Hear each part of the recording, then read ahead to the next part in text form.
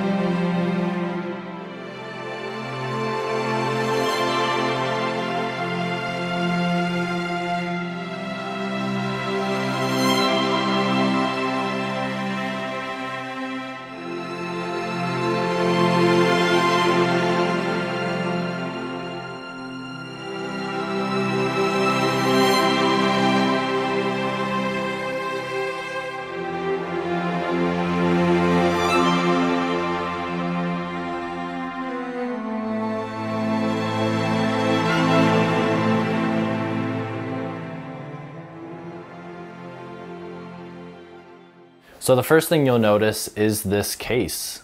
It's a hard case. It's pretty nice. I think it was an extra like 20 bucks when I bought the slider, but you know, it fits it perfectly. Even with this screw on the top for the ball head and this Manfrotto plate on the bottom, you know, case fits perfectly. You should get one too. So yeah, I have this Manfrotto base plate on the bottom, and I use Manfrotto for all my support, so there was no reason not to get this extra base plate for the bottom. I screwed it on real tight. I just keep it on there. This is really how I use my slider in most situations on these tripods. So I can go pretty high with it. I can go, you know, pretty low hat style, probably about 1.5 feet off the ground. Yeah, and I like it, you know. Having this certain kind of tripod allows me to first level the ball head for the tripod, and then I also have this head right here, so I can level that as well. So I know in any kind of situation I can set my tripod up with the slider and make sure that it is level.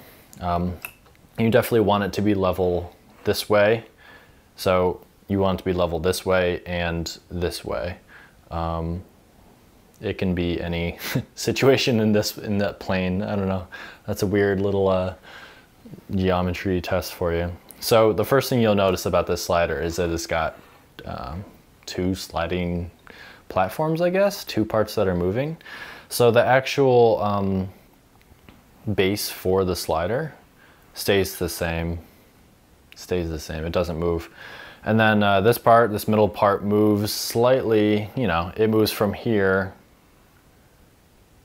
So it moves from here all the way in. So I'd say that's like, you know, that's 1/2 foot of extra,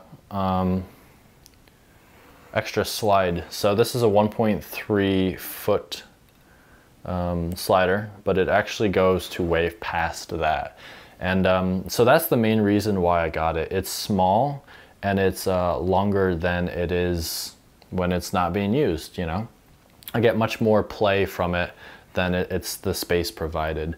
And for weddings, you know, and for small things, you really don't need that much. So I would say this is about a 2 foot slide, maybe just shy of it.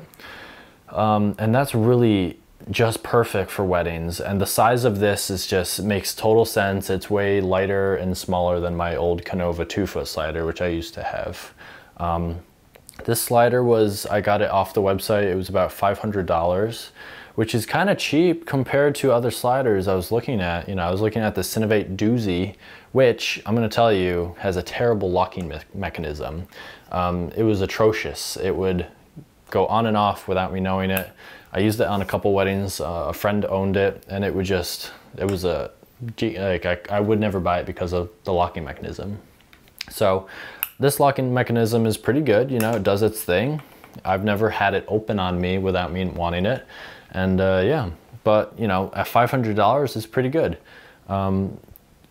The Kessler Stealth was the other slider that I was looking at, and that was about $800. So yeah, this is cheaper and pretty much does the same thing, but better in a small package. So the slider's pretty smooth. I definitely pair it with a nicer head on top. So I've got this newer Manfrotto.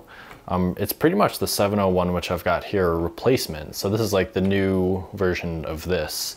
And whenever I use my slider, I put the ball head on. I just carry it with me wherever I'm going. And then I've got the ability to do any kind of slides with the camera on this here. So it may look a little crazy, you know, you got tripod head slider, tripod head camera, but it allows me to make any kind of move in any kind of uneven situation level and smooth. So yeah.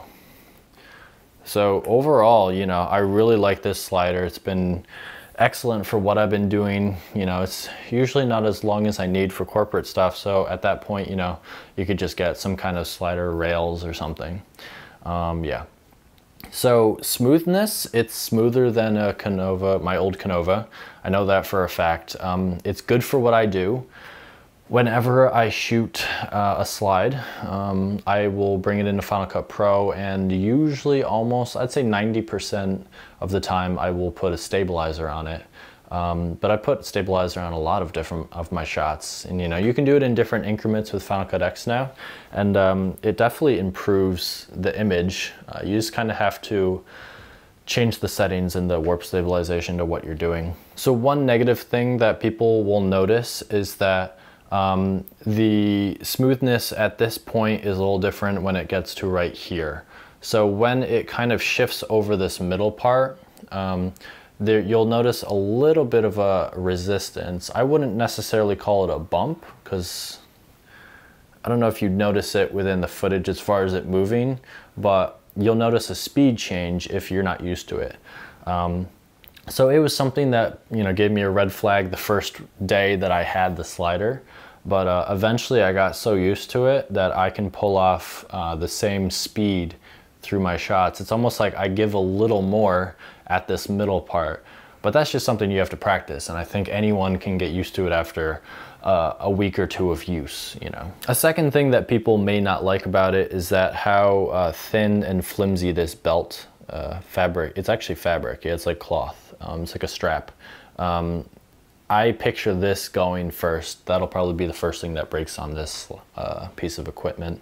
And sometimes it can actually come off of these belts. And I've actually noticed that happen, like just while shooting it, but it always goes back to it, you know, maybe because it's new at this point, but maybe not in the future.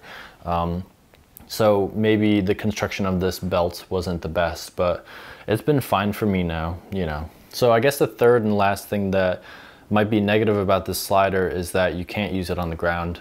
So I kind of think that these little foot things that can screw out are kind of pointless, because if you put it on the ground, you know, it can't move, it can't operate because these slide.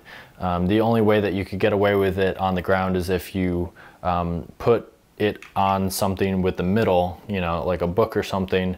And then even then, like with a camera on top, once you get to the ends, it kind of tips over and you kind of have to really push down on this part, and it just doesn't make any sense. So it's not a ground slider. So to review real quick, this slider is really cool. It's cheap, it's tiny, it's perfect for weddings.